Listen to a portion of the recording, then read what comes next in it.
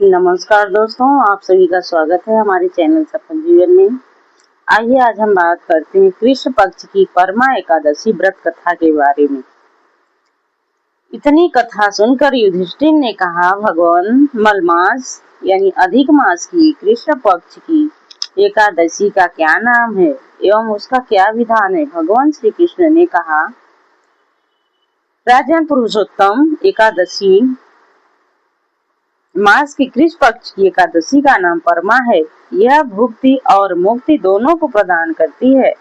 इसके करने का विधान वही है जो पद्मिनी के करने का है। प्राचीन काल में एक काम्पिल्य नाम का नगर अत्यंत ही समृद्धशाली एवं सुंदर था। उस नगर में एक धर्मात्मा ब्राह्मण अपनी स्त्री सहित निवास करता था। वह ब्राह्मण अत्यंत ही दीन और दरिद्र था। उसकी स्त्री परम धर्मात्मा और पतिव्रता थी। उसे जो कुछ भी मिले उसमें से वह अतिथियों को सत्कार कर बचा हुआ अपनी पति को खिला आप अनवरत उपवास कर निराहार रह जाती थी। इस प्रकार करते करते उसका स्वास्थ्य बिगड़ने लगा और वह अत्यंत दुर्बल हो गई। यह देख ब्राह्मण बड़ा दुखी होकर अपने को ही कोसने लगा कि जब मैं अपने स्त्री का भरण पोषण नहीं कर सकता तो मुझे विवाह ही नहीं करना था। अपने मन में बहुत कुछ सोच विचार कर उसने अपनी स्त्री से कहा, प्रिय, मेरी वजह से तुम महान कष्ट भोग रही हो। यदि मुझ दरिद्र के साथ तुम्हारा विवाह न हुआ होता तो कदाचित तुम्हारी यह दशा नहीं होती। अब तुम मुझे बताओ कि इस दरिद्रता को दूर करने के लिए क्या करूं? यदि तुम कहो तो मैं अब यहाँ से कहीं अन्यत्र जाकर धनोपार्जन करने का प्रयास करूं। अपने पति के ऐसे वचन सुन सुंदरी स्त्री ने कहा, प्राणनाथ, यह आप क्या कह रहे हैं? दासी से क्या अपराध हुआ जो आप दासी को त्यागने का विचार कर रहे हो? आप कहीं न जाइए, अपने घर में रहिए। ब्राह्मणी के ऐसे वचन सुन ब्राह्मण चुप रह गया। संयोग बस एक दिन उसके घर महर्षि कौंडिन्य आ गए। दोनों प्राणियों ने उनका यथाशक्ति आदर सत्कार किया। उनको भोजन इत्यादि करा। ब्राह्मणी ने महर्षि को हाथ जोड़ और प्रणाम कर नम्रता पूर्वक कहा, मेरे स्वामी दरिद्रता से घबरा गए हैं, वह प्रदेश जाना चाहते हैं। सो हे प्रभु, कोई ऐसा व्रत मुझे बतलाइए कि जिसको करने से मेरे स्वामी इस दरिद्रता से छूटे। ब्राह्मणी के ऐसे वचन सुन कौंडिन्य ने कहा, महाभागे, तुम पुरुषोत्तम मास के कृष्ण पक्ष की परमा एकादशी का व्रत करो, तुम्हारा मनोरथ सिद्ध होगा।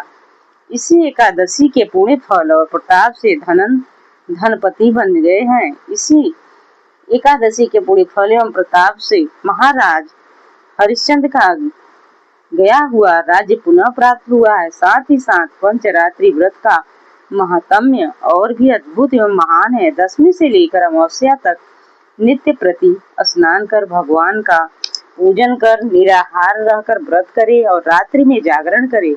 यह नियम 5 रात्रि तक बराबर चलावे तो अवश्य ही मनोवांछित फल पावे और अंतकाल में विष्णु लोक जावे। और यदि 5 रात्रि तक केवल एक बार संध्या समय भोजन करे तो महान फल हो। विद्वान ब्राह्मण को तिल पात्र दान करने से पात्र में जितने तिल होते हैं उतने वर्ष पर्यंत स्वर्ग सुख भोग करने का फल प्राप्त होता है। अतः तुम भी अपने पति के साथ मिलकर इस व्रत का अनुष्ठान करो, तुम्हारी कामना अवश्य पूर्ण होगी। महर्षि की कथा अनुसार दोनों ने परमा एवं पंचरात्रि व्रत यथा रीति धारण किया।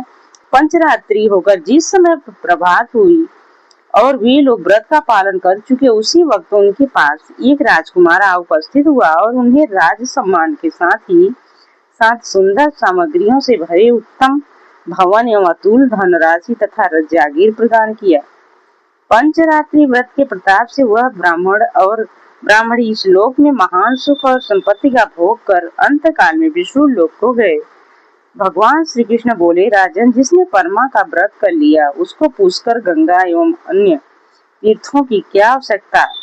गया जी में श्राद्ध करने की क्या जरूरत? यह सब महान फल तो परमा के करने से ही प्राप्त हो जाएंगे। जिस प्रकार द्विपदों में ब्राह्मण, चतुष्पदों में गाय और देवता में इंद्र श्रेष्ठ है, उसी प्रकार महीनों में मलमास श्रेष्ठ कहा गया है। उसके अंतर्गत 5 रात्रि और भी महापुण्य को देने वाली है, उसे भी अधिक पुण्य प्रद और अक्षय फल देने वाली पत्नी और परमा नाम की एकादशी है, क्योंकि 84 लाख योनियों में भ्रमण के बाद मनुष्य योनि में जन्म बड़े भाग्य से मिलता है। इसलिए बलपूर्वक सबको पुण्य संचित करना चाहिए। हे राजन, आपने जो प्रश्न मुझसे किया था उसका उत्तर मैंने तुमको सुना दिया। अब तुम्हें भी श्रद्धा भक्ति समेत परमा एकादशी का व्रत करना चाहिए। धन्यवाद।